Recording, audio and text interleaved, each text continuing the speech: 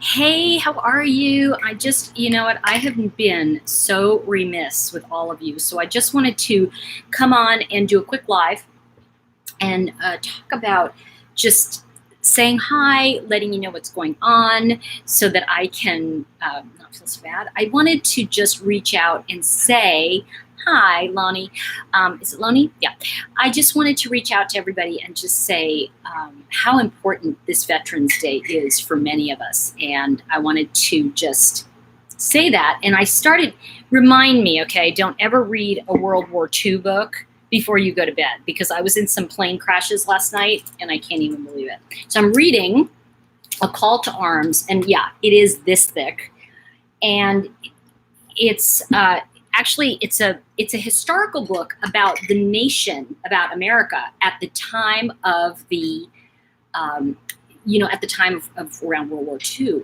And it's just fascinating as a reminder to everybody that Roosevelt was nearing the end of his 8-year term, and he was the first 3-term president last we've ever had. And Congress had completely turned against him. They were just, didn't want to go to war.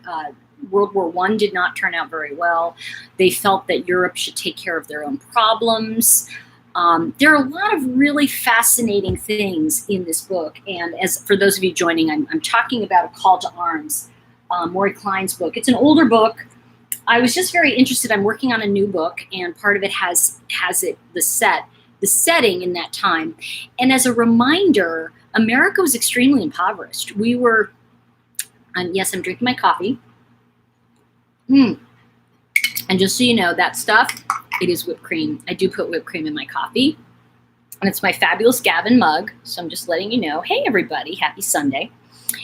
So I wanted to, there's a couple things I wanted to talk about. One, obviously, is Veterans Day, because it was actually originally Armistice Day. It was the day when the wars were considered complete. The VE Day, Victory in Europe Day, was actually in May. So these are different things. The armistice was when everybody signed peace treaties and it was all done. And oh, yay, Don. Anyway, so what I wanted to talk about was this, but I also, yes, I have finished reading Letters from Christopher. So I want to do a specific video about that, but I am going to talk about that a little bit. And I'm finishing my coffee as I talk to you, just because it's like Tori with no coffee. I always just say, to keep America safe, feed me caffeine. So I was just going to also talk about, check this out. This is the, it's called, I think it's Fired Up. And it is the Color Street polish that I'm going to put on today for Veterans Day tomorrow. And I'm feeling particularly patriotic right now. And I think it has a lot to do with recognizing and looking at, I like placing my books against a backdrop of history, and it's fascinating what was going on in America at the time. So you have to understand that, sorry guys, the city keeps calling us to tell us our water's safe, like every 10 minutes, so it's kind of like. In 1939, Hitler rose to power in Germany, and one of the things you have to remember, yeah, coffee does calm me down. When Hitler and the Nazi Party came to power, it was 1939. So just to give you the timeline, our D-Day, when we actually entered the war, was 1944. So, and just to give you that timeline, 1941, December 7th, which is coming up, was the anniversary of Pearl Harbor. Now think about, it will be the anniversary. Think about this for a minute though. Pearl Harbor, the Japanese were allied with Germany. So the way it kind of worked is that Japan dropped the bombs on us, bombed Pearl Harbor on December 7th. America was not ready, folks. I think we had something really small, like 140,000 people that were in our armed forces. We had a very small armed force. We had nothing. Because when we came out of World War I, and this is really cool, in this book, by the way, this book it's called Mobilizing America for World War II. So it's really more behind the scenes and the things that were going on. And it's really interesting that what I'm looking at here in terms of the timeline. So Hitler comes to power in 1939. They started burning the books in Germany. They started grabbing the guns from the citizens. These are things that started to happen because the two things that the German Hitler knew is if people are uneducated and they're unarmed, they are helpless. So I think and by the way, I don't know anybody who came out of the war that didn't suffer from PTSD. And I think that one of the things I'm really looking at is how we historically are affected by it. And it's, and I want to say, yes, it's Remembrance Day in the UK, but that was also, it was called another name as well in the UK. So this is one of the only, except for Christmas, obviously New Year's, it's one of the few holidays that we share with the UK that tomorrow will be, it's considered Armistice Day. In the UK, they wear poppies. And the poppy tradition came from World War I, which was when they buried the dead. The field was filled with poppies. I mean, they basically grew. And I don't know if you guys know this, but our Civil War, which was freeing the slaves, right? It's like the rights for people. There were 620,000 people killed in the Civil War, which is far more than World War I and II combined, which is kind of crazy when you think of how much focus we put on World War II.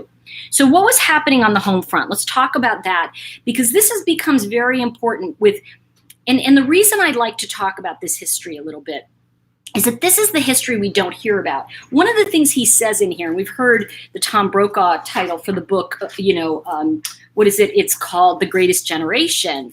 Well, he calls it in here the unluckiest generation, because that was a generation that had the Great Depression in 1929. That's when the stock market fell. Now, why did it fall? World War I had just ended. We came out at the bitter end of that. Nobody wanted to go back to Europe. We were fighting the Germans in trenches. My grandfather was actually there. And by the way, this World War I left America with World War II happened. Now, this was 1914, 1915 was World War I. By the time Hitler rose to power, okay, I don't know if you guys can hear me. Let's see. More than 65 were killed in World War II. Just the Russians had more than that. Actually, that number is also China had more killed. There's a whole thing about that. But we had, and I'm talking about the most we ever had on our soil killed. So we killed each other during the Civil War. So let's get back to this, because this is, I'm making a point that the American people did not want to go back to Europe. They did not want to get involved in what they were. Okay, it's not buffering. I know, get that coffee down. I'm working it. Okay, you know what? I have upgraded my internet to the highest thing, and it's so annoying. So whatever. Okay, so this is where this becomes important, and this is what I wanted to share with all of you in this book, is that one of the things that he talks about here is that the world had changed greatly since 1918. In Russia, the inept Tsarist government gave way to a communist leadership that was bent on world revolution.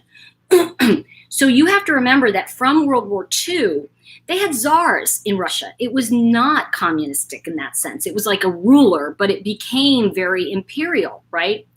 Oh, you know what? You're right. I'm going to try that next time. Thank you for telling me about the programs running in the background. I actually turn everything off, but I can try it next time again and see if that works. There were, let's see, there were a lot of deaths going on like that we didn't know about because we did not, as a country, want to get involved. We were not ready. So think about this. Going back to what I said, Pearl Harbor happened in 1941. Our boys jumped on D-Day. My father was one of the D-Day guys. They jumped on D-Day and they stormed the beaches. This is now the American side. I'm not talking about how the British suffered, because they were being shellacked by the Germans for years. They were being bombed. And there were many, many conversations where Churchill was begging Roosevelt to get involved, and we just weren't. And it wasn't because the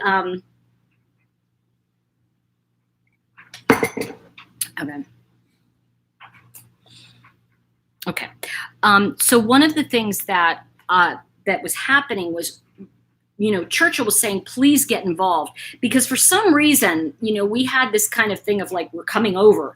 Now, one of the things I want to say is that the paratroopers, which was actually, they became known as the Fighting Devils. That was the 82nd. They were called the All-Americans. And they started training. Now, my father trained at Fort Bragg, and they started training, check this out, they started training right after Pearl Harbor. In many cases, people were going up for the draft, but we didn't have, first of all, we didn't have any planes, okay? We didn't have anything. The thing to remember is we were really impoverished after World War I. And I wanted to find this, it's very interesting. He says in here, the characterization of the greatest generation is a good example of a myth that was well-meaning, but it meant nothing, because it was misleading. He talks about how can one generation be greater than another, but one of the things to remember is that as we geared up for war, people say, oh, we're a war economy, but what happened was, as we geared up for war, we became, for example, the long planes that were bombers became our first commercial aircrafts. We saw metal tape for the first time, recording tape that had to be developed right before World War II and during. So there were many things that we had to innovate during that time to make things happen. So one of the things that becomes important there is we had no workforce in the sense that the boys enlisted. It was the first time that and in those days it wasn't African American. It was it was like the black population is what they were called. The black population was working. They were putting everyone to work, and there were many who enlisted. So there's a lot of stuff that was happening, but between when America declared war and Germany and all that stuff going on, do you know a lot of these stories about the Holocaust were buried in the New York Times? They were like a teeny little story at the back of the paper. And why is that? Because people didn't want to read it. They didn't want to hear about what was going on over in Europe. They didn't care about Europe and America. They were like, we just need to focus on ourselves, because coming out of World War I, we won nothing. There was nothing that really happened that was good. And it says here, the bitter, unsatisfying outcome of that experience scarred the memories of that generation. Now think about this. The 1914 people, by the time World War II came, they were bitter from World War I. So they didn't want to go back to war. Now it's really important that you get that, Pearl Harbor became important because it was the reason for us to declare war. And of course, once we declared war on Japan, all of a sudden now Germany declares war on us. Now that, again, the reason this juxtaposition becomes important is, you see, Germany was an ally of Japan. They were allies. And keep in mind that some of our first stuff, we went over to Japan. We were stretched super thin. So we didn't have troops to go to what was called the American theater. Now, something that you may not know is that my dog Gavin, I actually named after General Gavin, who was a very famous general in World War II. My father adored Gavin. And in fact, I have a letter from General Gavin to my dad thanking him for saving their lives and giving him a certificate of merit. So it's kind of a cool thing. But you see, this is what you have to remember. This is kind of it. The wars changed the face of America. Everyone got taxed, and now suddenly the poor were getting taxed. Everyone was getting taxed. It used to be just the rich. What happened to my hand? I don't know what happened to my hand. Oh, I just put this on. Yeah, I just put my thumbs through my thing. And then there was something else I want to say. Okay, the world began unraveling. And this is really cool because what they're talking about is in 1940 in America, we had the World's Fair, and the World's Fair came to New York. It was a nickel to ride the subway. It was a dime to ride the Long Island Railroad. And it's such an interesting, oh, it's my blouse? I don't know. Oh yeah, it's my blouse. Here it is. See, it's just like that. Okay. Oh, I love coffee. Gosh. Okay. Okay, this is very interesting. On September 1st, 1940, the Germans marched into Poland and started to take Poland over. The Poles fought as hard as they could, but they couldn't stand up to anything there. Okay, they couldn't stand up to the Germans, and basically it was on September 3rd that 1940, that Great Britain and France declared war on Germany in response to the invasion, but they couldn't offer anything. They declared war, but it was like, we got nothing, because nobody had anything after World War I. It was a really, really bad time. Yes, what happened was the Germans came in, and then the Russians came in a little later. This was also, now if you think about what's going on in our country at that time, they said it was something like they polled people, they took a poll, excuse the expression, in America, and something like 75% of the people they were against war. They didn't want to go to war. But what happened was when Pearl Harbor happened, we had to declare war on Japan, and then we were in. And I'm going to tell you something. You know, I remember my father saying to me, Tori, I wasn't brave. I was scared the whole time. I said, yeah, but you went. You know, there are a lot of people that didn't go, you know.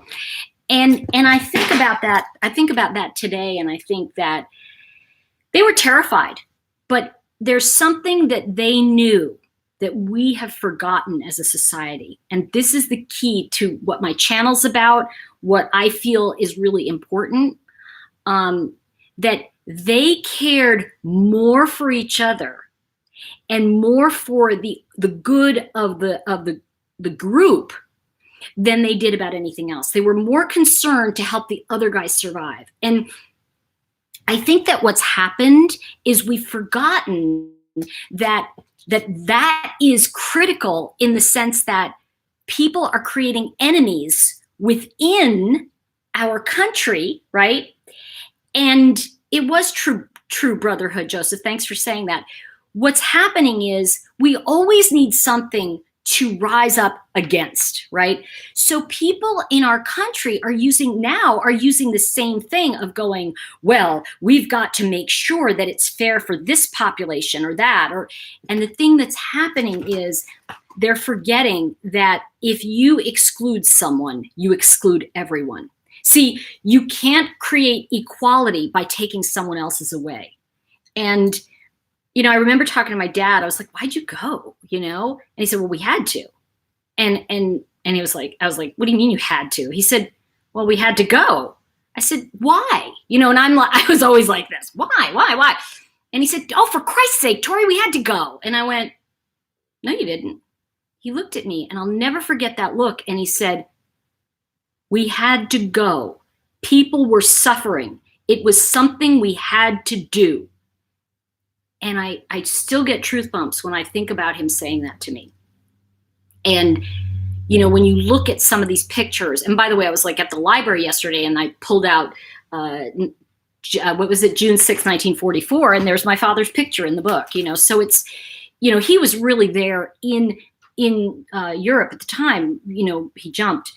But one of the things, this is the biggest thing that started to happen. And this is something that I want to point out and why we went to war. I want you to look at that history as all of a sudden, Germany was taking over Poland. Russia was taking over Poland. Everyone in Europe was at war with one another. Think about it in terms of like these countries were at war with each other. And what's happening now is that we forget that we actually are living in a relatively peaceful time. And people get very nervous. Oh my gosh, there's this going on, there's that going on, and all of this is wrong. And but if you think of the idea of climate change and the things that might frighten you as being a war, then you can say, how can we solve this together and not look at it as you're not doing anything about it? More about like, I think what happened with America during that time was slowly we got sucked into it. Once the boys had to go over and do their service, and I say boys, there were a lot of women too, but a lot of these soldiers were young men. They were, they enlisted at 17, but remember, they had almost 3 years of training. And sometimes they literally did not have the space to train all these guys. Now, I want to just, for those of you that don't know, the guys who jumped on D-Day and the guys who went on those U-boats, they landed on the beaches. So the D-Day jump was called H-5 because it meant they were dropping 5 hours before the actual date that the boys were supposed to be landing on the beaches. And the idea was the paratroopers were jumping behind enemy lines, and in the beaches were being stormed by these boys who were massacred, right? But here's the thing. The Germans, where we were lucky, is they didn't think that was the big invasion. They thought it was coming later. So they didn't send their big Panzer tanks up to the front line where on the beaches. So even though we got like slaughtered there, I think the thing to remember is that, my dad jumped and he said that by the time they made it up to Omaha Beach, which was 3 weeks later, because they had to fight their way to the beach, right? There were still bodies on the beach 13 feet high. That's how many, there were, I think, 3,000 that were killed in the landing. And I want to say that it wasn't just Americans in that. I want to be very clear. There were Canadians, there were other countries. And, remember, we had no Air Force, but the British did. So we started putting planes together. And this is really, I thought this was an interesting fact. We had like no planes, no warplanes. And Roosevelt came along and said, we need to get some planes. We need to get them made. And we needed something like, I think it was like something like 1,000. Forgive me, because I know the numbers in here, but by the time I try to find it, we'll be like long gone and you'll be sleeping. But the thing to know is that Roosevelt ordered up these planes to be made, but who was going to make them? The boys were enlisting. So who made them? That's where Rosie the Riveter came in. That's where we started. They enlisted and hired Black people, women, all of these people that were of the underclass started working. So this was the biggest, I want to say, moment in time when people were going to work for the first time in some cases and working. And so the women took over the factories. A lot of the minorities that previously were like, oh, we can't, it was very segregated, right? And it was still segregated in the South in the 50s, I'm not going to lie. But the thing is people were coming in to work, right? So the thing that we have to remember is that this is American opinion remained divided at every level from the president and his cabinet down. Is that sounding familiar to you? It's divided. See, history repeats itself. And it doesn't mean that we're doing the same thing. It means we're seeing similar things show up. And one of the things that I think is very important, and that's kind of the book I'm working on, is when we take something and we put it in context. I think some of you watched my Ted Bundy talk. And when we took Ted Bundy and we put him in the context of the environment, we got to see how he was shaped. There's something in this Chris Watts book that I want to bring up, and I'm going to bring it up right now. And one of the things I think is very important is that,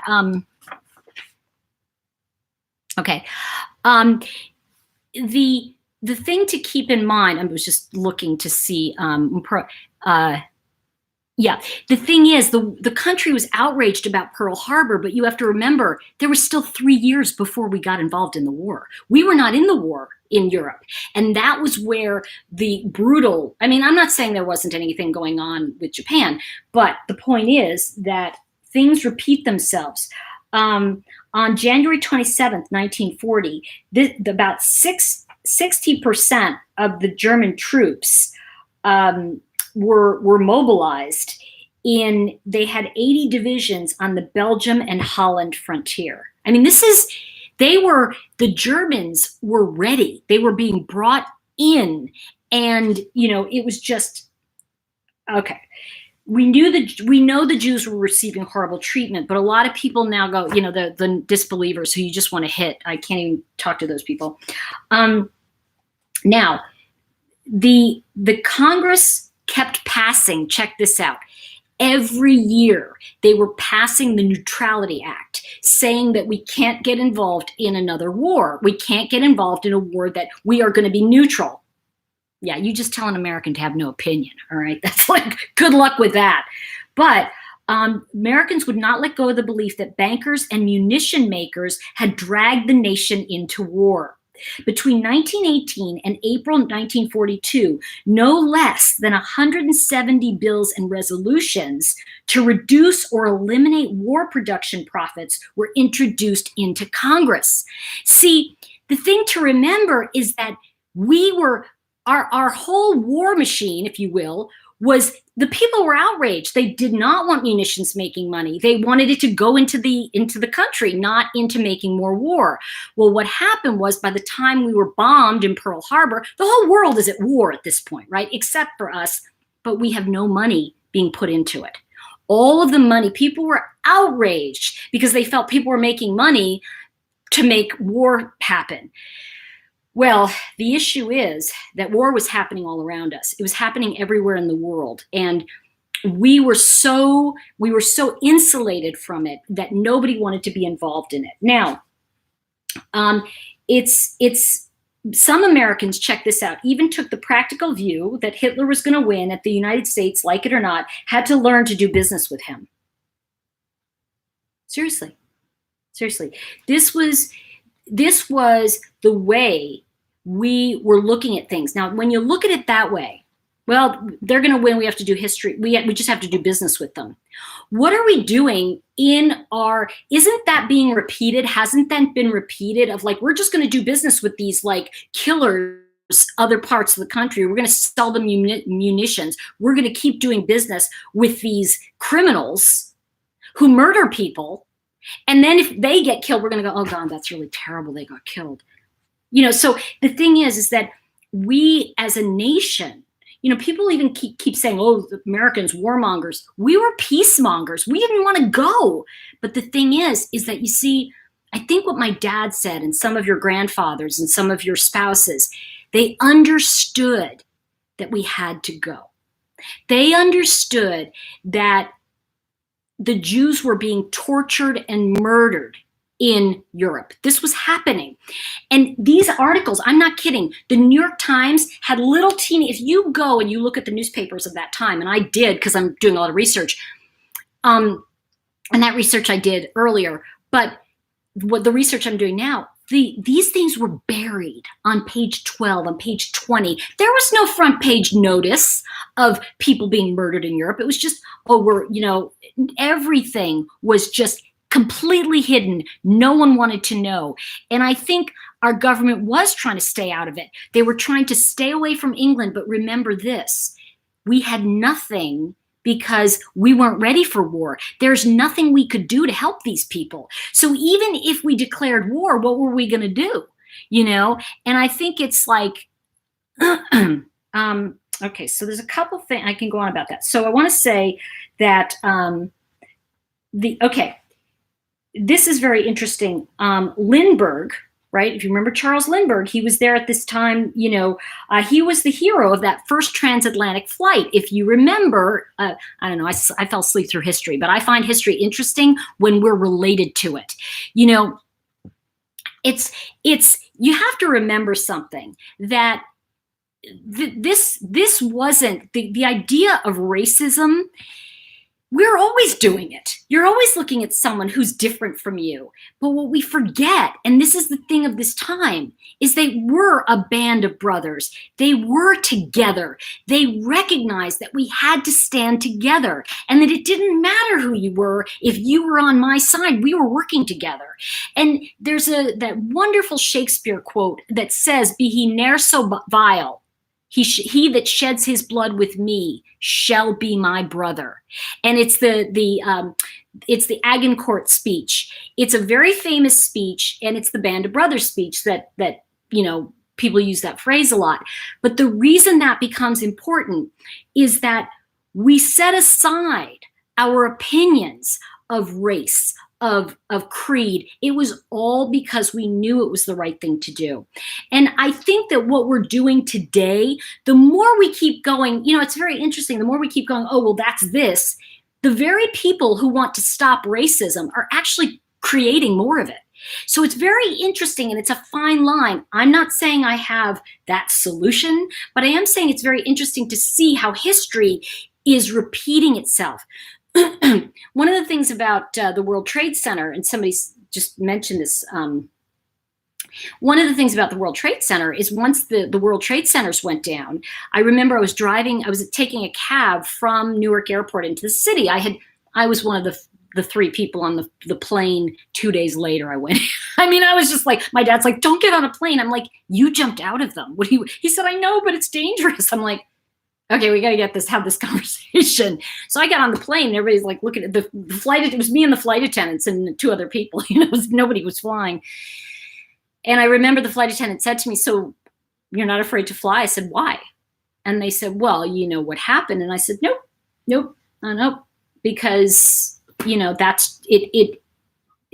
I will, if I see somebody do something, I'll throw myself in front of them. That's just how I am, And it was really interesting. I remember I landed and I was taking a cab ride, and this the cab driver I took, who drove me into the city, black guy, and he was very chatty, and we're chatting, and he said, "I'm going to tell you something." He looks in the rearview mirror at me, and he said, "I never really understood racism. Like I felt it. Like I felt people look at me and like judge me." Because, he said, "I can feel it." I said, "Yeah, I would think so." And he said, "I never knew what it was like, though, to look at someone and judge them."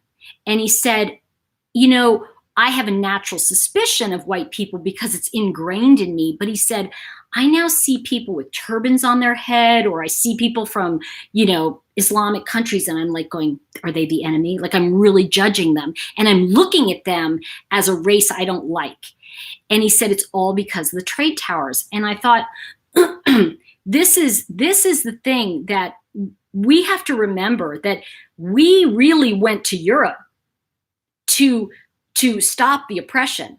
And, people say, "Oh, well, the Americans are the police of the world." We never wanted to be that. That was not our intention at all. It was to bring freedom everywhere we could go. And I think that we have to remember that overall, America is a peaceful country.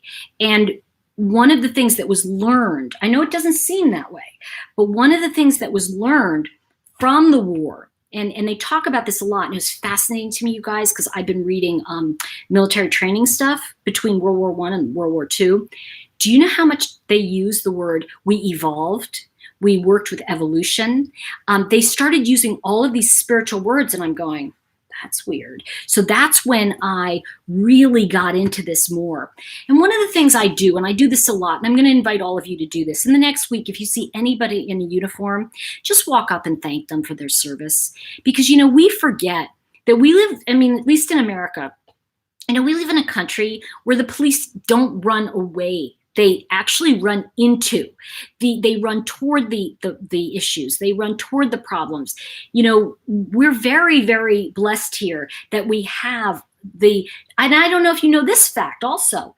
Our military is the #1 employer around the world in many countries, because our army bases employ local people, and a lot of people wouldn't have jobs if it wasn't for those bases that help keep peace. So there's things that we have to remember, and the way we've set up the world, that sometimes we forget. And I think it's very, very important. Somebody said, and unfortunately, racism will never go away as long as people are here. I agree, and I don't, and I'll tell you why.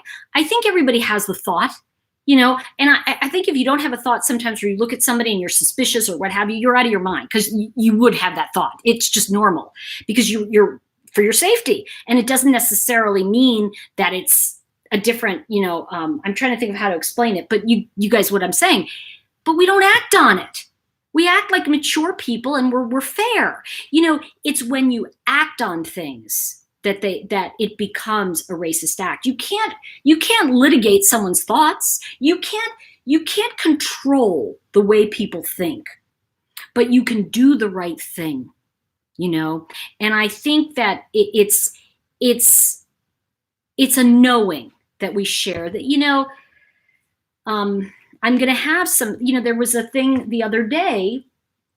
It was a case that came up.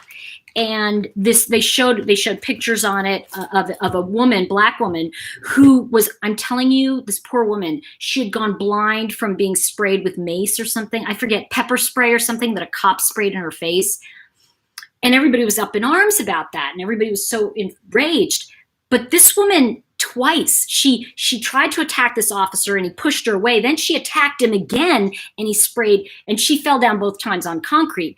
And the second time he sprayed her, and she fell to the ground, and everybody was screaming it was racism. And I just had a thought, which was, I probably wouldn't attack a cop. People said to me, you wouldn't understand. And I said, well, I probably wouldn't attack a cop, and I probably would be lucky if they sprayed me and didn't tase me. I don't know, but I think that we have to look at it like it takes two to tango. And I think it's really hard to just say it's one side doing this. I think it's great that our eyes are being open to things, and there's a lot of things I didn't recognize that are systemic issues that I'm starting to see, but I think we've gone too far in some ways. And I think that's a big thing, And I want to say this to all of you, every single one of you probably has a relative or a friend, someone who's been in the armed services. And I have to tell you, never have I been more proud of the service than as I'm reading this. Because as Americans, what began to happen was we fell into, and I'm just going to skim this a little, we fell into the idea of, we've got to band together. These boys are because of Pearl Harbor, there was the draft started, and they called it something else, and I can't remember. It was very interesting. It was a very, Roosevelt at the time, this is what he wanted to say. He was a very astute politician, and he knew better than to get too far out in front of people. And I agree with you about our government in Iraq and all that, so I'll talk about that in a second.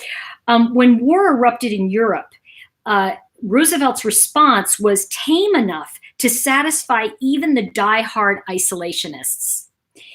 He said this was his proclamation of limited emergency. Isn't it interesting? During a press conference, there is no intention and this is what Roosevelt said. There is no intention and no need of doing all those things that could be done. There is no thought in any shape, manner, or form of putting the nation, either in its defense or in its internal economy, on a war basis. This is one thing we want to avoid. We are going to keep the nation on a peace basis in accordance with peacetime authorizations. So this was even one of the things that was happening. Now, and I want to say this too, I'm talking about this, and I know some of you are kind of talking about other things like Iraq and all that, but the reason I'm talking about this is I think we need to understand the foundation of this time period, because otherwise we're just spouting off information. Well, the government lied about this or this. Well, I get it, but I also feel like when we look at the undercurrent and what really was going on in our society at the time, we had come off the Great Depression. People weren't, it's very interesting because I just want you to know, a lot of people never even had a new pair of shoes until they joined the Army. In fact, and it said it in the book, and I went like this, because one of the things I wrote in one of the books, that in the book I'm working on, and I said, my father never had a new pair of shoes until he joined the Army in 1941 or 42 when he enlisted. So I think it's 41. But anyway, the point I'm trying to make with all of you is that we were extremely impoverished. The world was. We had nothing. We came off of World War II. We also came off of, a time when as that impoverished nation, remember, Germany was starving too. So when Hitler comes in 1937, 38, it was 35, 36, he was there for a while.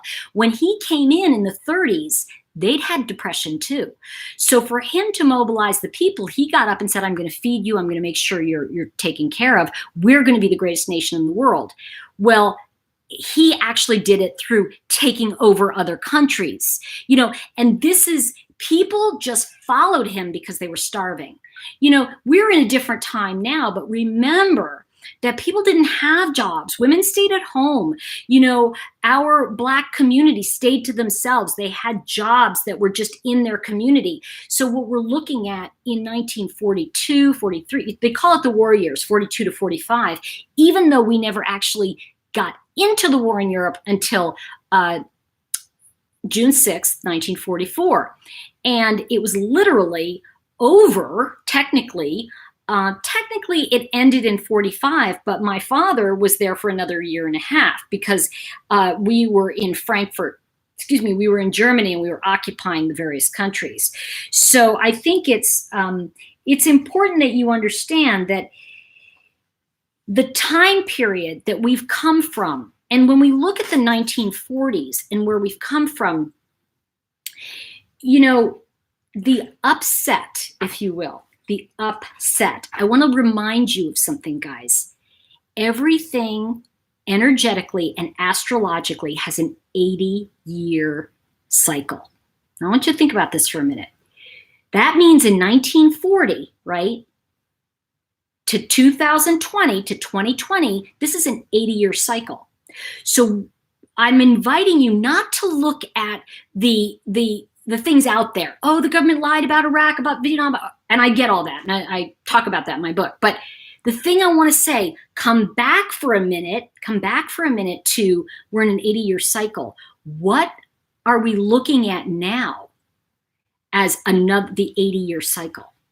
I want you to just get that 2020 is going to be 80 years from 1940.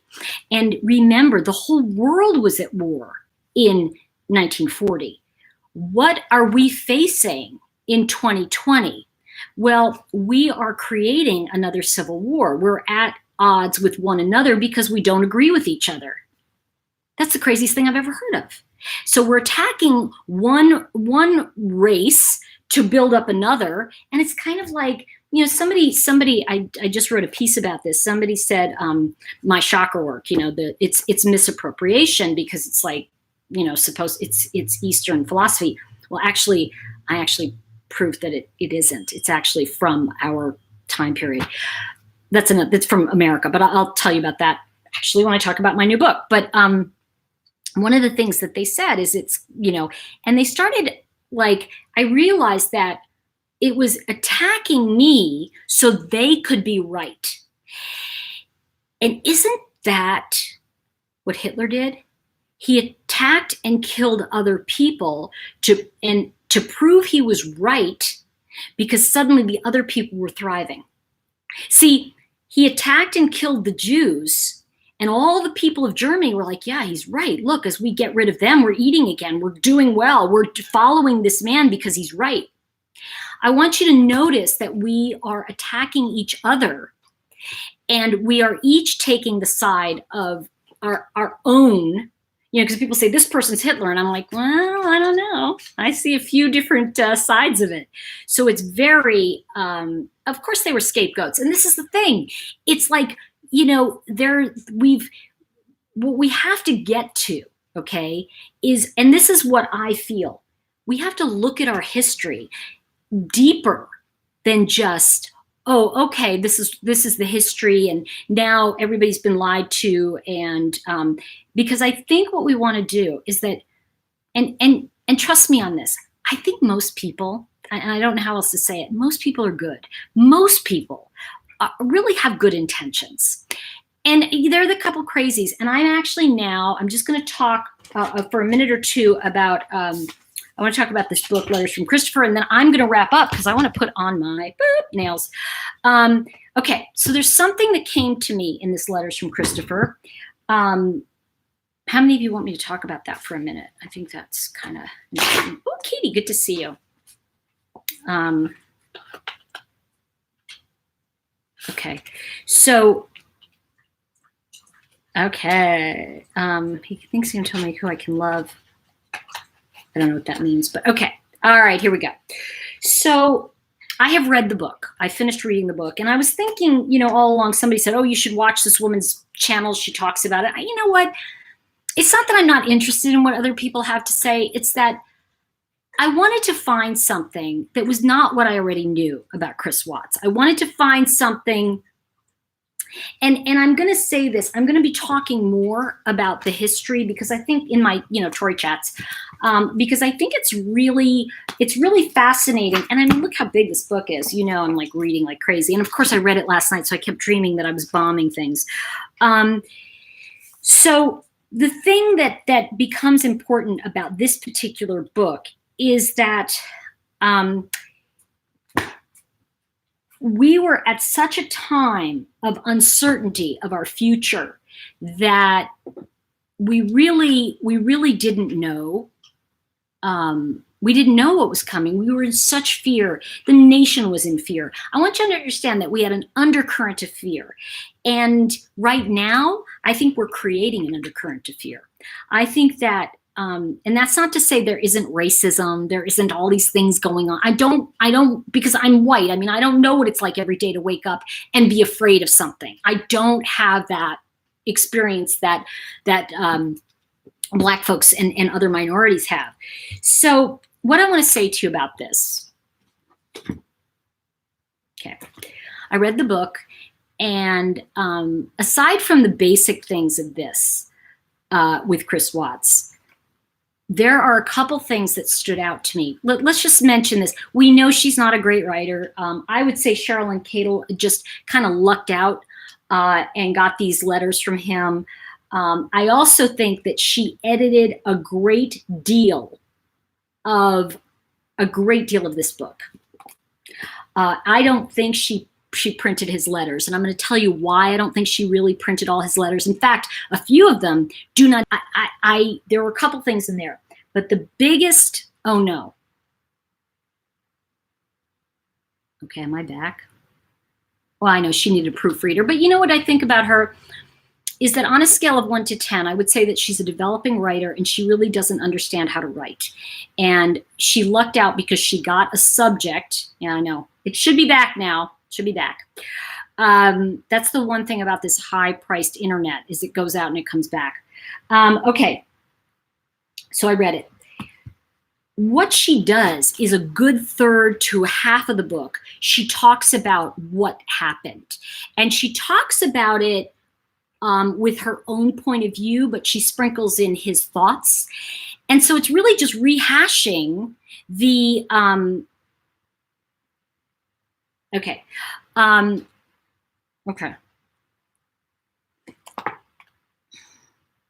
She's rehashed, I'm gonna not look at chat for a minute. Because I went from World War II to Chris Watts, and so I want to kind of like, not look, because then I'm going to get caught up. But I want to talk about history more. I think that we need to understand history to understand ourselves. I really do. I think if we ignore it, then we are the victim of what we think in this day and age. And unless we have a I want to say, unless we have some kind of context for where things are coming from, we don't know. First of all, Chris Watts. I think it's outrageous. And if I was a Christian, I would be humiliated by him suddenly becoming a Christian. I mean, this guy, I think Cheryl Cadle, and I think what she did, I think she took all of his overwhelming letters about, how much I love you, Shanann. And it's kind of like, and how much he forgives himself because he's now found Christianity. And I'm going to tell you something. No, he hasn't. But there's another thing that, remember I say I like to go behind things and find what's really going on, me. Twice in there, and I don't know if you've read the book, but twice in there, he talks about a nightmare he had where his grandmother and his grandfathers came to him. Now, I think the first dream was his grandmother and the second was his grandmother and grandfather, but it was like he was in and the devil came out of him because he was there and he saw his grandmother with red eyes and he was terrified, and this was the devil. And he also said when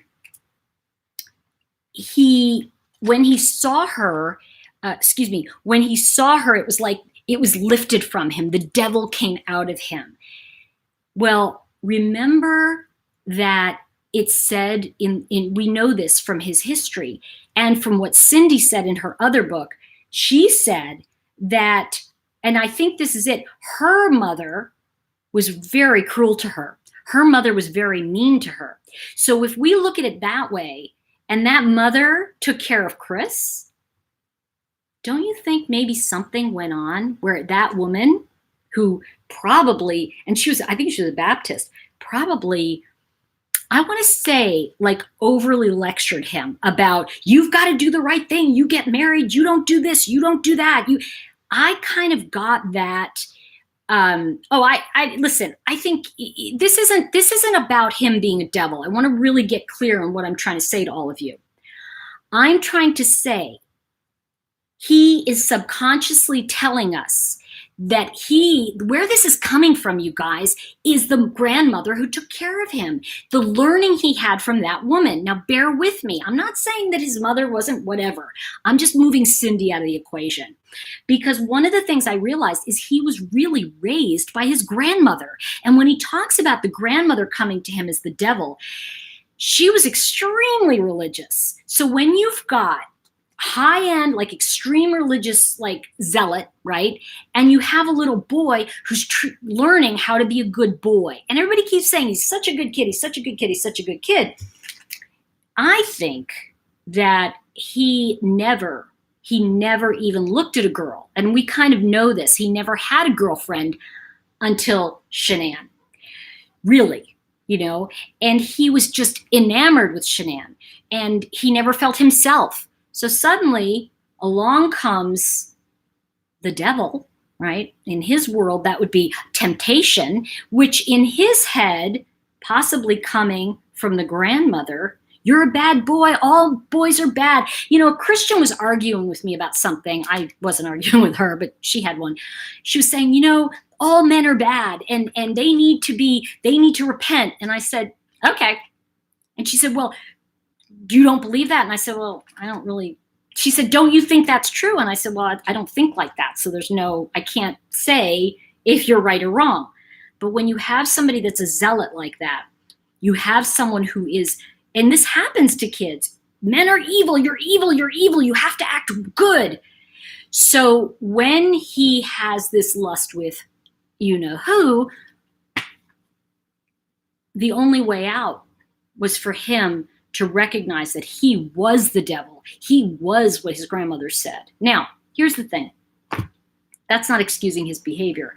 I'm just saying that I'm kind of getting a sense of where this could be coming from.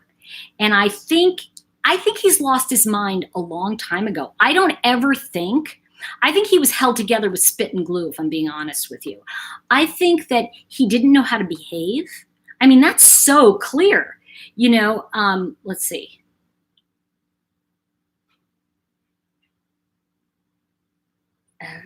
I don't, oh, okay. Well, the thing is that, here's the thing. I just think that um, when I look at this book, and I want to say this, I saw what, 5 letters from Christopher. I see 5 letters. There's nothing in here I think this woman held back the letters. And I think that she held back a lot of the letters. And I'm going to tell you why. I think because as a Christian, it probably makes Christianity look like, the madhouse that some people think it is, right? So I want to say that in that I don't feel I know anything more from this book. I just picked up a couple things like the nightmare of his grandmother and grandfather coming to him with red devil eyes. See, the devil didn't come out of him. He was told he was evil and he became it, But I also feel like, and somebody else had said this, and I was kind of like, but I also feel like I really think that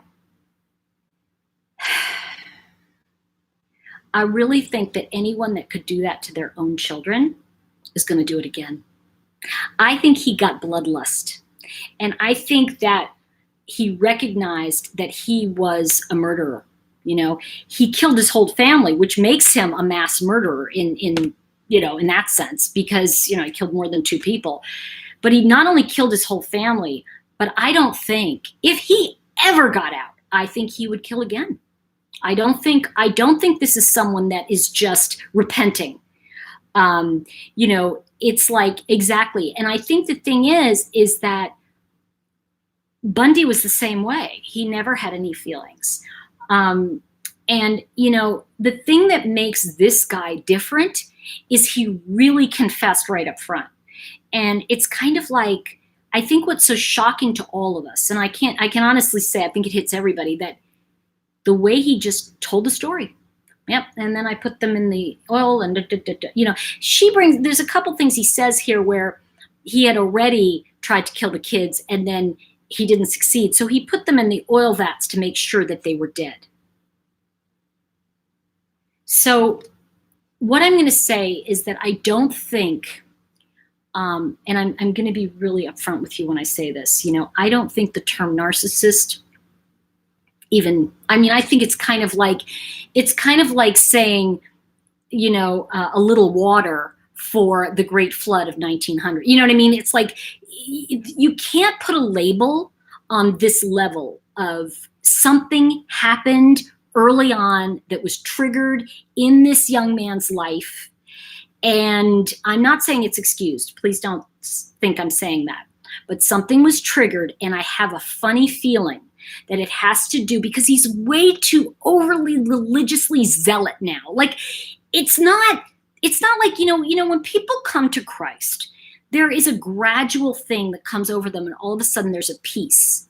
He's actually saying he wants to get out and preach to people. Who the hell would listen to him? I just like, you know what I mean? It's kind of like, I think in this book, he's saying, well, I love her and I love my kids. And I'm like, how can you go and snap back just because you found Christ? You didn't find Christ. Because you see, there is no way that you can't convince me that all of a sudden it's like, I'm going to love everybody, But I do think, here's the thing, I don't think it matters what he thinks, because everybody's, a lot of people are like, you're keeping this alive. And I had something up that was like a year old, and I went, wait a minute, my post is a year old. Yours is 22 minutes old. Who's keeping this alive now? And the reason I'm sharing this with all of you is because I think there's more in this book that I want to digest, but I really think that this woman held a lot back. And I think she held a lot back because she was afraid to really tell the truth. I don't think there's any journalism in this, by the way, folks. Nothing. There is, some ass kissing with the families. There's some, and particularly the Watts family. I don't think that she really came out and said what's going on. I mean, that's just, that's my feeling.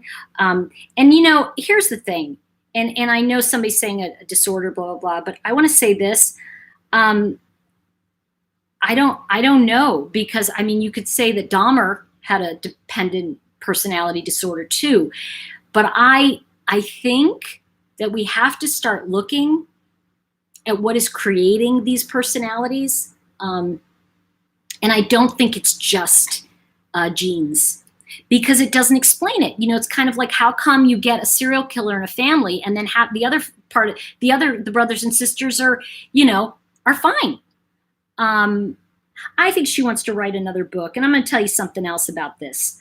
You know, it's done. The thing to look at now, and I think this history will tell the truth. See, history will tell us the truth, which is why I like looking at history back at it, because we kind of, you know, and this is the thing. I think his upbringing is really revealing to us what, and I'm doing my nails as I talk to you. I think his upbringing is really revealing to us what we've known all along, is that there is something deeply strange about a man who enters prison and all of a sudden all he talks about is God. It's like all of a sudden he thinks he's bringing the word to people. Well, I mean, I don't know about you, but I would be horrified. It's kind of like watching a train wreck, you guys. It kind of is. I would be horrified to go and hear him speak about God. Can you imagine? Yeah. And I think the problem is that, you know, he's going, oh yes, it was the devil and something came over me. I'll tell you what came over him: lust. I mean, come on. You know, I mean, like, yeah, all right, I'm not buying it.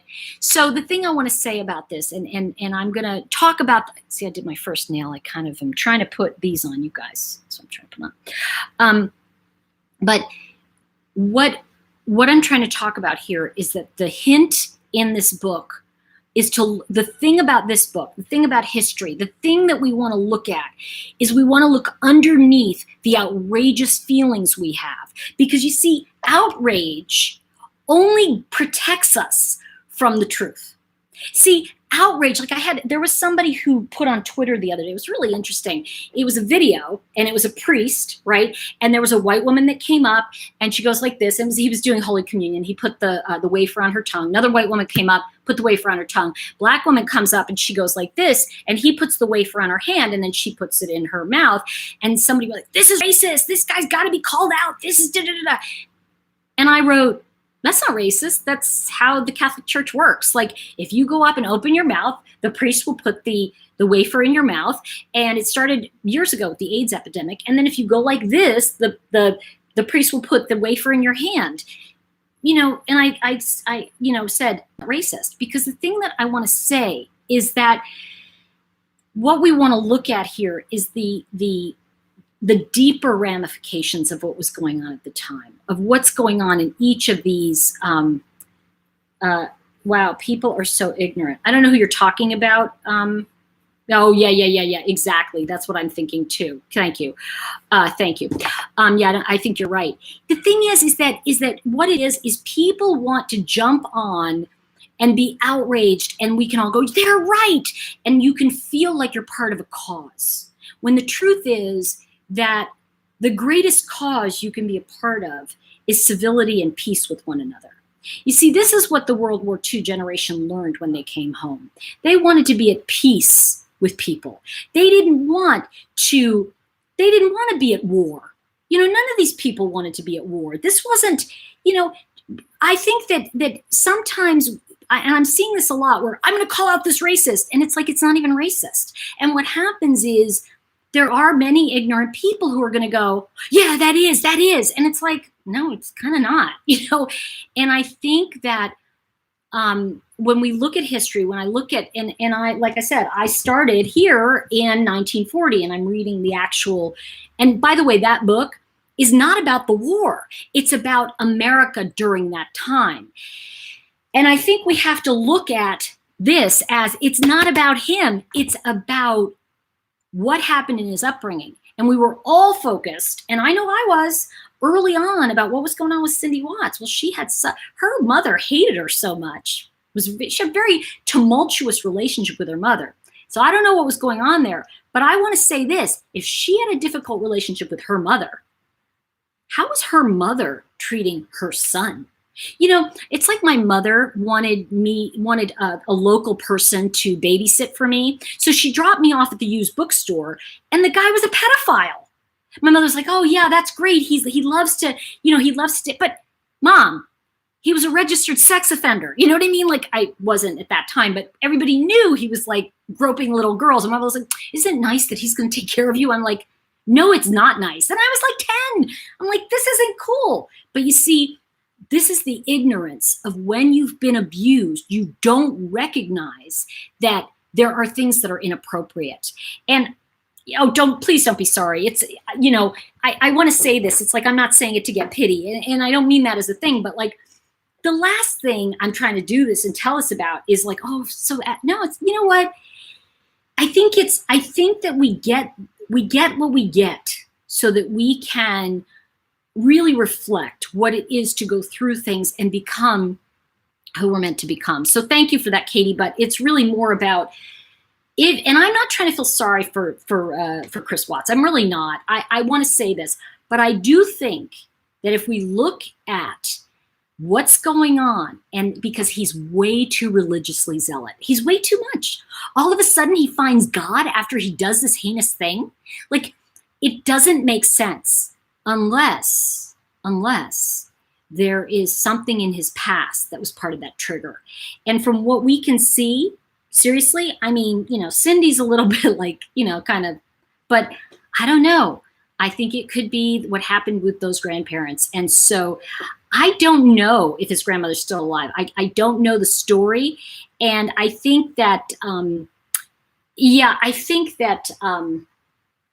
the other thing that he's saying is that the devil is in that house. And, I'm just going to say this. I think that, and by the way, I just want to say this, and I'm going to wrap up, but, people say to me all the time, well, what would you know? Yeah, I know. I had people who said to me, will you go see this person? Cause they're, they don't talk anymore. They're catatonic.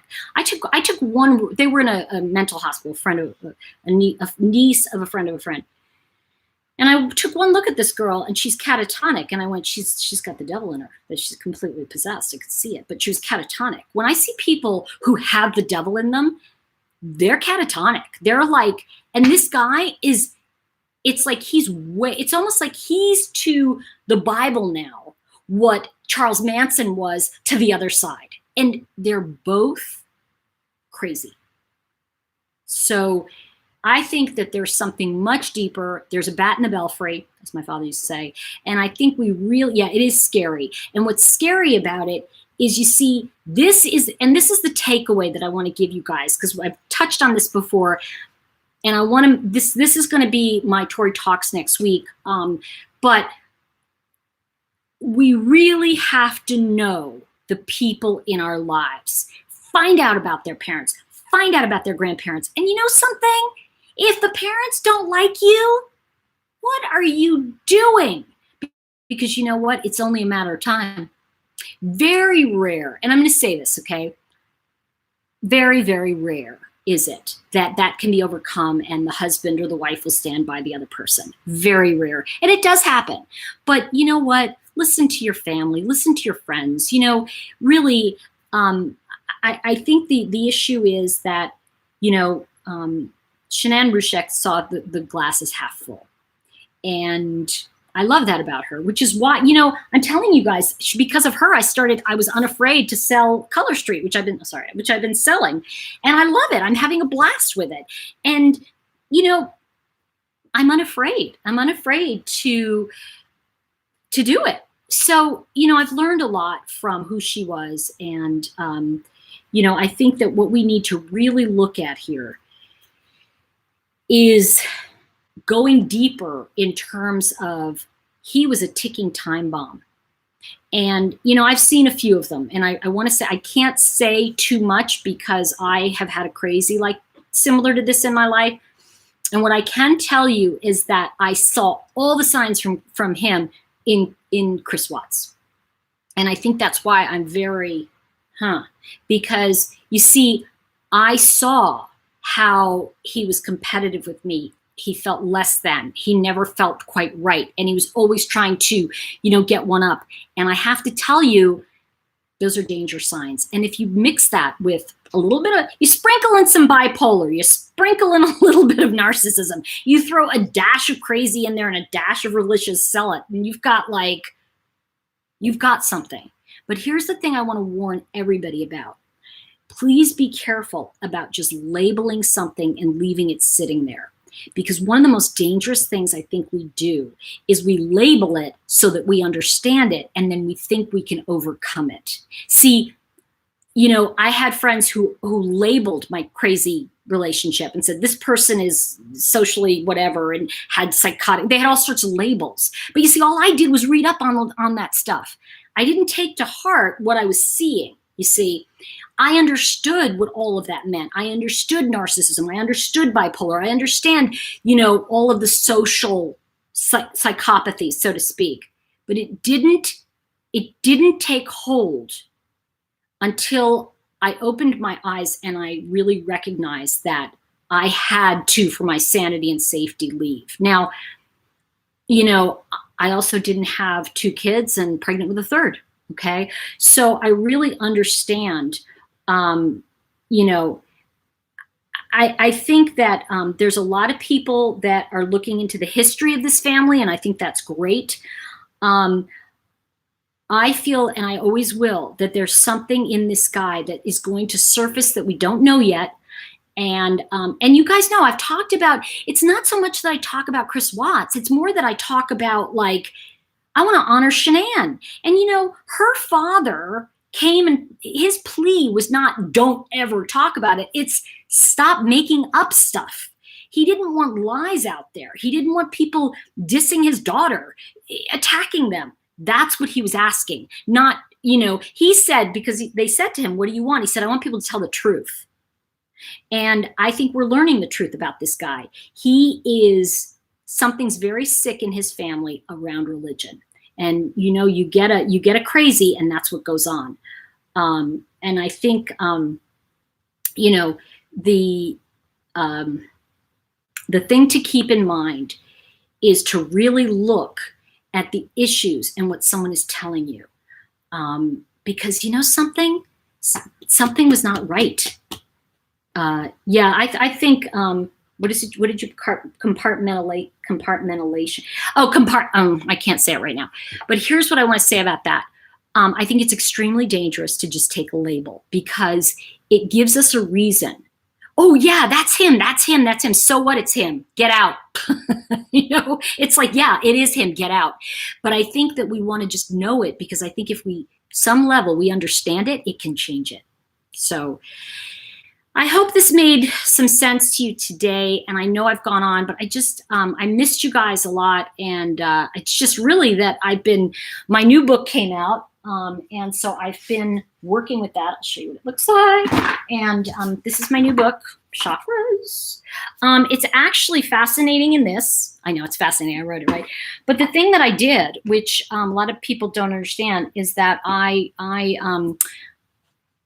showed that there is actually no history of the chakra. I was hired to do it, and by my friend at St. Martin's, and what I proved is that the chakra as we know it is a Western phenomenon that we created. So there you go. Spuds means potatoes, just for those of you that don't know. So if you jump on Amazon, that's how you can support me. Buy my books. Go on Amazon. My books are for sale. And what I did in this chakra book, one of the things I recognized is that our chakra, they're literally, guys, they're nerve endings. Okay, they're clusters of energy. It's not something woo that's out there. It's something that's just in you. We all have these energy centers. The ancients, really, the Eastern philosophy around oming and all, this was a discipline. This was a very strong discipline that they took on. In our history, we don't have that. The West really tried to interpret the chakras, and what happened was we got some Sanskrit understanding, but there's really no history, right? When I looked at that, I was able to take away what wasn't working. Who's the Zav? Somebody keeps promoting somebody else. I don't know who it is, but please, So anyway, it's fine if you want to say you liked something, but like people get on and they promote all these other things, and then I end up having to take them off. But what I want to say about this is that, you know, those are my books, and obviously people are posting other things. So I'm just going to jet. I'm going to start recording some stuff and putting it up. And I will hopefully connect with some of you very soon. Thank you for your feedback today, and I am looking forward to connecting again. And as you guys know, I'm a writer, so that's what I do. And I will talk to all of you super, super soon. And miss you guys. And I will talk to all of you super, super soon. And miss you guys. All right. Thanks, Katie. Thank you for that post. Love you guys. Talk to you soon.